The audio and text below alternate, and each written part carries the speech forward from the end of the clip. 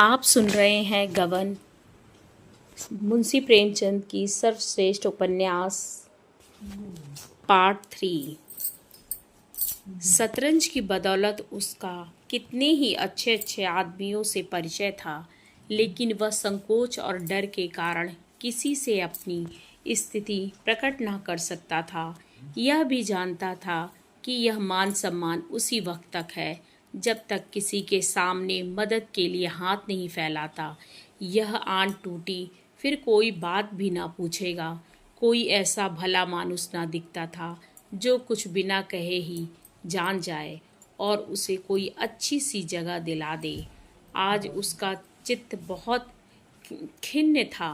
मित्रों पर ऐसा क्रोध आ रहा था कि एक एक को फटकारे और आए तो द्वार से दुत्कार दे। अब किसी ने शतरंज खेलने को बुलाया तो ऐसी फटकार लगाऊं सुनाऊंगा कि बच्चा याद करेगा। मगर वह जरा गौर करता तो उसे मालूम हो जाता कि इस विषय में मित्रों का उतना दोष ना था जितना खुद उसका। कोई ऐसा मित्र ना था जिससे उसने बढ़ बढ़ कर बातें ना की हो। यह उसकी आदत थी। घर की असली दशा को वह सदैव बदनामी की तरह छिपाता रहा और यह उसी का फल था कि इतने मित्रों के होते हुए भी वह बेकार था। वह किसी से अपनी मनोव्यथा ना कह सकता था। मनोव्यथा सास की भांति अंदर घुटकर असह्य हो जाती है। घर में आकर मुंह लटकाए हुए बैठ गया। जागेश्वरी ने पानी लाकर रख दिया और पूछा, आज तुम दिन भर कहाँ रहे? लो हाथ मुंह धो लो। रमा ने लोटा उठाया ही था कि जालपा ने आकर उग्र भाव से पूछा, मुझे मेरे घर पहुंचा दो इसी वक्त। रमा ने लोटा रख दिया और उसकी ओर इस तरह ताकने लगा मानो उसकी बात समझ में ना आई हो। जागेश्वरी बोली, भला इस तरह कहीं बहू बेटियां विदा होती हैं? कैसी बात करती हो बहू? जालपा, मैं उन बहू बेटियों में नहीं हूँ। मेरा जिस वक्त जी चाहेगा जाऊंगी, जिस वक्त जी चाहेगा आऊंगी। मुझे किसी का डर नहीं है। जब यहाँ कोई मेरी बात नहीं पूछता तो मैं भी किसी को अपना नहीं समझती। सारे दिन अनाथों की तरह पड़ी रहती हूँ। कोई झांकता तक नहीं। मैं चिड़िया नहीं हूँ जिसका पिजड़ा दाना पानी रख कर बंद कर दिया जाए। मैं भी आदमी हूँ। अब इस घर में मैं क्षण भर ना रुकूंगी। अगर कोई मुझे भेजने ना जाएगा तो मैं अकेली चली जाऊंगी। राह में कोई भेड़िया नहीं बैठा है जो मुझे उठा ले जाएगा, और उठा भी ले जाए तो क्या गम, यहाँ कौन सा सुख भोग रही हूँ। रमा ने सावधान होकर कहा, आखिर कुछ मालूम भी तो हो, क्या बात हुई? जालपा, बात कुछ नहीं हुई। अपना जी है, यहाँ नहीं रहना चाहती। रमानाथ, भला इस तरह जाओगी तो तुम्हारे घर वाले क्या कहेंगे?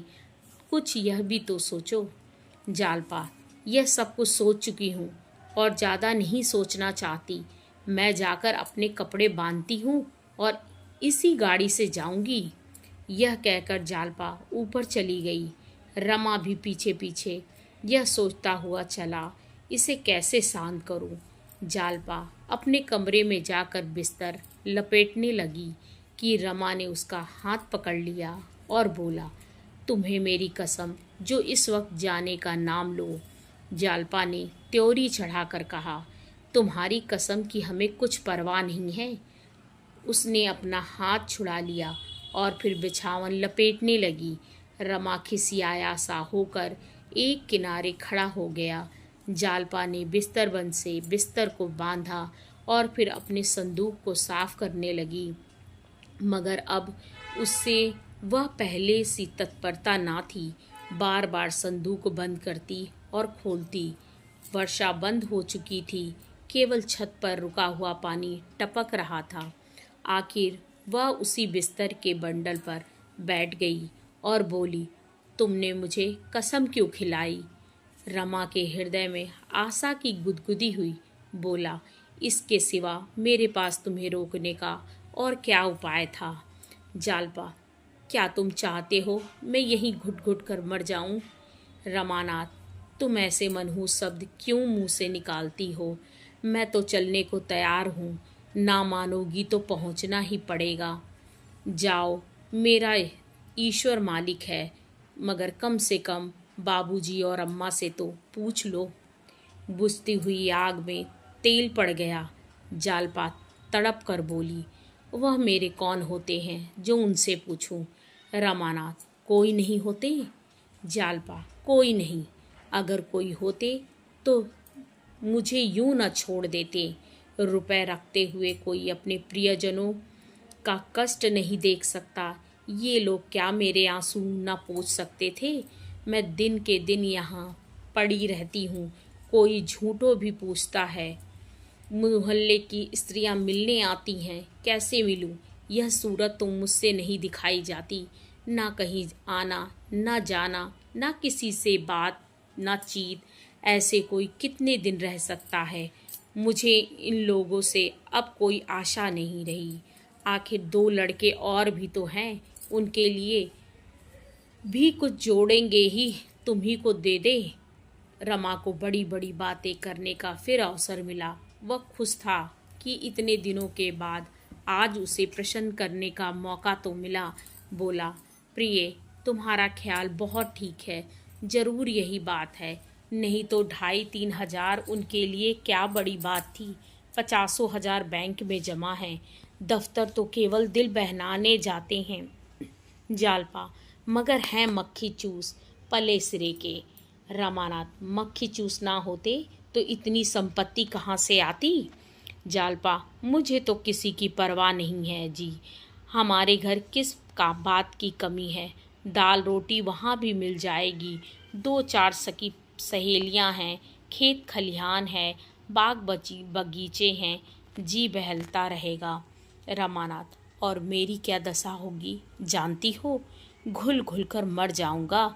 जब से चोरी हुई है मेरे दिल पर कैसी गुजरती है वह दिल ही जानता है। अम्मा और बाबूजी से एक बार नहीं लाखों बार कहा, जोर देकर कहा कि 2-4 चीज़ें तो बनवा ही दीजिए, पर किसी के कान पर जू तक ना रेगी। ना जाने क्यों मुझसे आंखें उधर कर ली। जालपा, जब तुम्हारी नौकरी कहीं लग जाए तो मुझे बुला लेना। रमानाथ, तलाश कर रहा हूँ, बहुत जल्द मिलने वाली है। हजारों बड़े बड़े आदमियों से मुलाकात है, नौकरी मिलते क्या देर लगती है। हाँ, जरा अच्छी जगह चाहता हूँ। जालपा, मैं इन लोगों का रुख समझती हूँ। मैं भी यहाँ अब दावे के साथ रहूँगी। क्यों, किसी से नौकरी के लिए कहते क्यों नहीं? रमानाथ, शर्म आती है किसी से कहते हुए। जालपा, इसमें शर्म की कौन सी बात है? कहते शर्म आती हो तो खत लिख दो। रमा उछल पड़ा, कितना सरल उपाय था। अभी तक ये सीधी सी बात मुझे ना सूझी थी। बोला, हाँ, ये तुमने बहुत अच्छी तरकीब बताई, कल जरूर लिखूंगा। जालपा, मुझे पहुंचा कर आना तो लिखना, कल ही थोड़े लौट आओगे? रमानाथ, तो क्या तुम सचमुच जाओगी? तब मुझे नौकरी मिल चुकी और मैं खत लिख चुका, इस वियोग के दुख में बैठकर रोऊंगा कि नौकरी ढूंढूंगा? नहीं, इस वक्त जाने का विचार छोड़ो। नहीं, सच कहता हूँ, मैं कहीं भाग जाऊंगा। मकान का हाल देख चुका हूँ। तुम्हारे सिवा और कौन बैठा हुआ है जिसके लिए यहाँ पड़ा सड़ा करूँ? हटो तो जरा मैं बिस्तर खोल दूँ। जालपा ने बिस्तर पर से जरा खिसक कर कहा, मैं बहुत जल्द चली जाऊंगी। तुम गए और मैं आई। रमा ने बिस्तर खोलते हुए कहा, जी नहीं, माफ़ कीजिए, इस धोखे में नहीं आता। तुम्हें क्या, तुम तो सहेलियों के साथ विहार करोगी, मेरी खबर तक ना लोगी और यहाँ मेरी जान पर बन आवेगी। इस घर में फिर कैसे कदम रखा जाएगा? जालपा ने एहसान जताते हुए कहा, आपने मेरा बंधा बंधाया बिस्तर खोल दिया, नहीं तो आज कितने आनंद से घर पहुंच जाती। शहजादी सच कहती थी, मर्द बड़े टोन्हे होते हैं। मैंने आज पक्का इरादा कर लिया था कि चाहे ब्रह्मा भी उतर आए पर मैं ना मानूंगी। पर तुमने 2 ही मिनट में मेरे सारे मंसूबे चौपट कर दिए। कल खत लिखना जरूर, बिना कुछ पैदा किए अब निर्वाह नहीं है। रमानाथ, कल नहीं, मैं इसी वक्त जाकर 2-3 चिट्ठियाँ लिखता हूँ। जालपा, पान तो खाते जाओ। रमानाथ ने पान खाया और मर्दाने कमरे में आकर खत लिखने बैठे, मगर फिर कुछ सोचकर उठ खड़े हुए और एक तरफ को चल दिए। स्त्री का सप्रेम आग्रह पुरुष से क्या नहीं करा सकता है। रमा के परिचितों में अब एक रमेश बाबू म्यूनिसिपल बोर्ड में हेड क्लर्क थे। उम्र तो 40 के ऊपर थी, पर थे बड़े रसिक। शतरंज खेलने बैठ जाते तो सवेरा कर देते, दफ्तर भी भूल जाते। न आगे नाथ न पीछे पगहा। जवानी में स्त्री मर गई थी, दूसरा विवाह नहीं किया। उस एकांत जीवन में सिवा विनोद के और क्या अवलंब था। चाहते तो हजारों के वारे न्यारे करते, पर रिश्वत की कौड़ी भी हराम समझते थे। रमा से बड़ा स्नेह रखते थे। और कौन ऐसा निठल्ला था जो रात रात भर उनसे शतरंज खेलता। आज कई दिन से बेचारे बहुत व्याकुल हो रहे थे। शतरंज की एक बाजी भी ना हुई। अखबार कहाँ तक पढ़ते। रमा इधर दो एक बार आया अवश्य, पर बिसात पर ना बैठा। रमेश बाबू ने मुहरे बिछा दिया, उसको पकड़कर बैठाया, पर वह ना बैठा। वह क्यों शतरंज खेलने लगा। बहू आई है, उसका मुंह देखेगा, उससे प्रेमालाप करेगा कि इस बूढ़े के साथ शतरंज खेलेगा। कई बार जी में आया उसे बुलवाऊं, पर यह सोचकर कि वह क्यों आने लगा, रह गए। कहा जाए सिनेमा ही देख आवें, किसी तरह समय तो कटे। सिनेमा से उन्हें बहुत प्रेम ना था, पर इस वक्त उन्हें सिनेमा के सिवा और कुछ ना सूझा।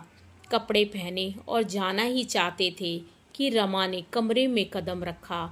रमेश उसे देखते ही गेंद की तरह लुढ़क कर द्वार पर जा पहुँचे और उसका हाथ पकड़कर बोले, आइए आइए बाबू रमानाथ साहब बहादुर, तुम तो इस बुढ़े को बिल्कुल ही भूल ही गए। हाँ भाई, अब क्यों आओगे। प्रेमिका की रसीली बातों का आनंद यहाँ कहाँ। चोरी का कुछ पता चला। रामानाथ, कुछ भी नहीं। रमेश, बहुत अच्छा हुआ, थाने में रपट नहीं लिखाई, नहीं 100-200 के मत्थे और जाते। बहू को तो बड़ा दुख हुआ होगा। रमानाथ, कुछ पूछिए मत, तभी से दाना पानी छोड़ रखा है। मैं तो तंग आ गया, जी में आता है कहीं भाग जाऊं। बाबूजी सुनते नहीं। रमेश, बाबूजी के पास क्या काय का खजाना रखा हुआ है। अभी 4-5 हजार खर्च किए हैं, फिर कहाँ से लाकर गहने बनवा दे।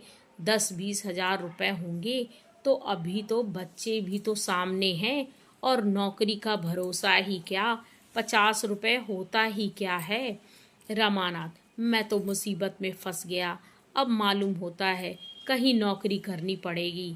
चैन से खाते और मौज उड़ाते थे, नहीं तो बैठे बैठाए इस माया जाल में फंसे। अब बतलाइए, है कहीं नौकरी चाकरी का सहारा। रमेश ने ताक पर से मुहरे और बिसात उतारते हुए कहा, आओ एक बाजी हो जाए, फिर इस मामले पर सोचते। इसे जितना आसान समझ रहे हो उतना आसान नहीं है। अच्छे अच्छे धक्के खा रहे हैं। रमानाथ, मेरा तो इस वक्त खेलने को जी नहीं चाहता। जब तक यह प्रश्न हल ना हो जाए मेरे होश ठिकाने नहीं होंगे। रमेश बाबू ने शतरंज के मुहरे बिछाते हुए कहा, आओ बैठो, एक बार तो खेल लो, फिर सोचे क्या हो सकता है। रमानाथ, जरा भी जी नहीं चाहता। मैं चाहता कि सिर मुड़ाते ही ओले पड़ेंगे तो मैं विवाह के नज़दीक ही न जाता। रमेश, अजी 2-4 चाले चलो तो आप जी लग जाएगा। जरा अक्ल की गांठ तो खुले। बाजी शुरू हुई। कई मामूली चालों के बाद रमेश बाबू ने रमा का रुख पीट लिया। रमानाथ, ओह यह क्या गलती हुई। रमेश बाबू की आंखों में नशे की सी लाली छाने लगी। शतरंज उनके लिए शराब से कम मादक ना था। बोले, बोहनी तो अच्छी हुई, तुम्हारे लिए एक जगह सोच रहा हूँ, मगर वेतन बहुत कम है, केवल 30 रुपए।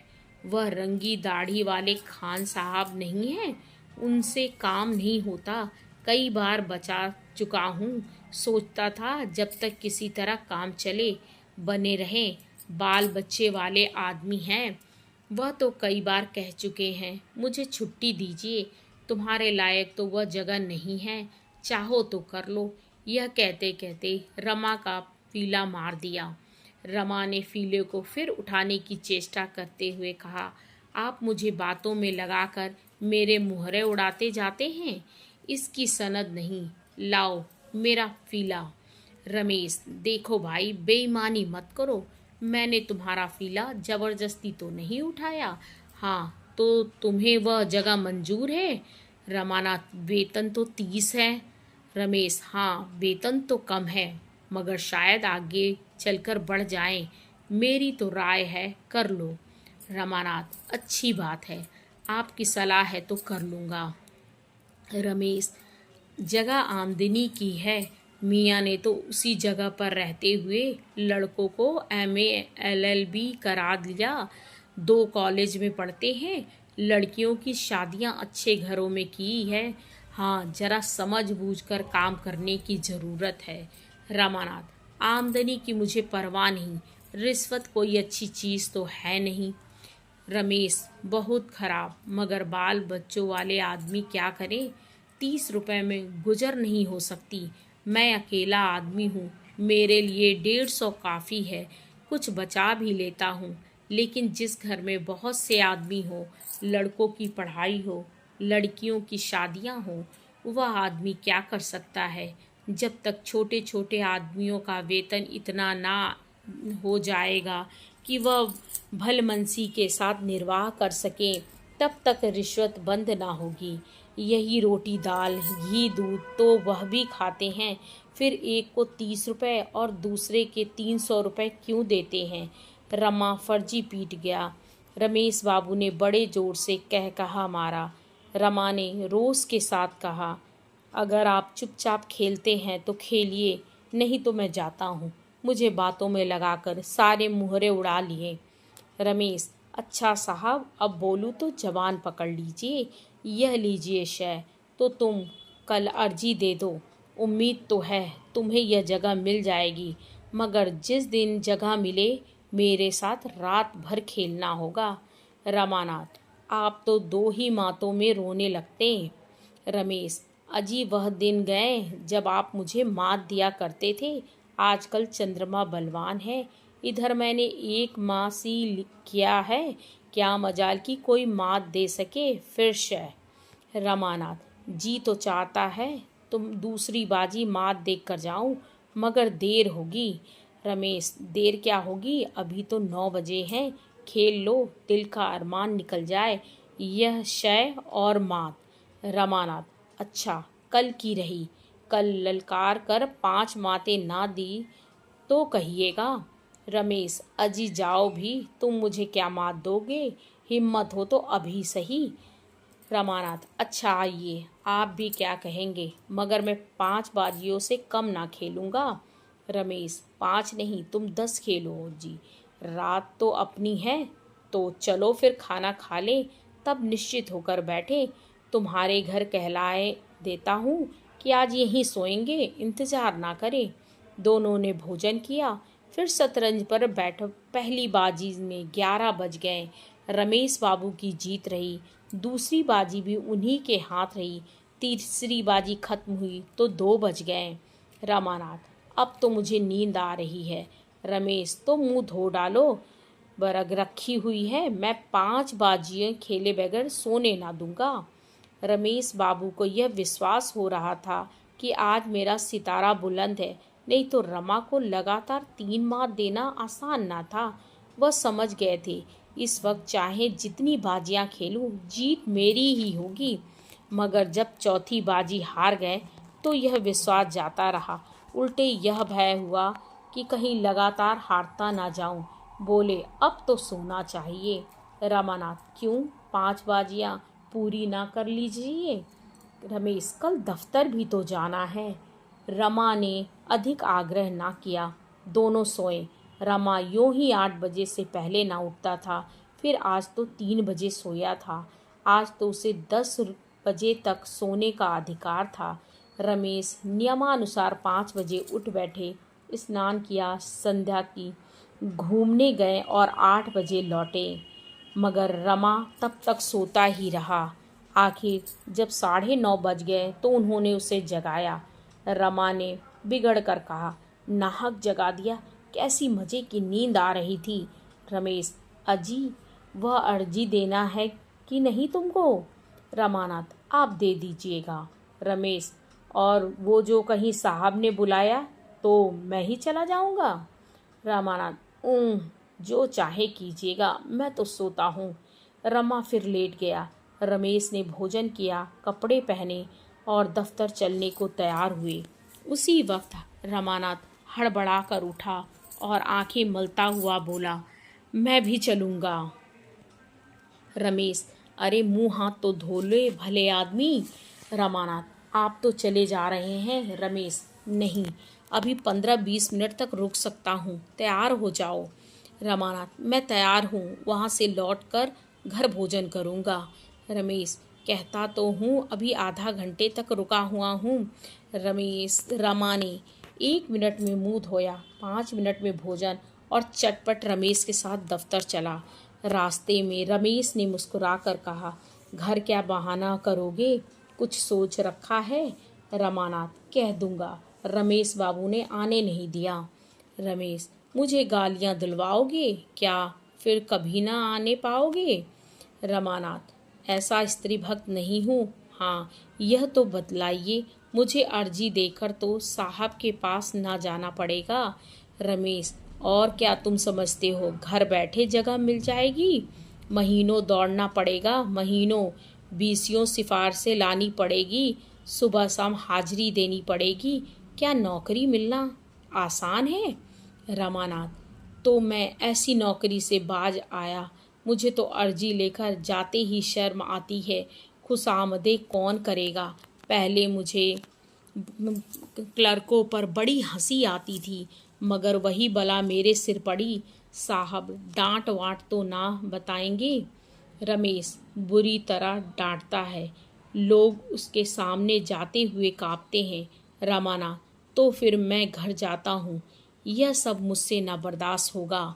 रमेश, पहले सब ऐसे ही घबराते हैं, मगर सहते सहते आदत पड़ जाती है।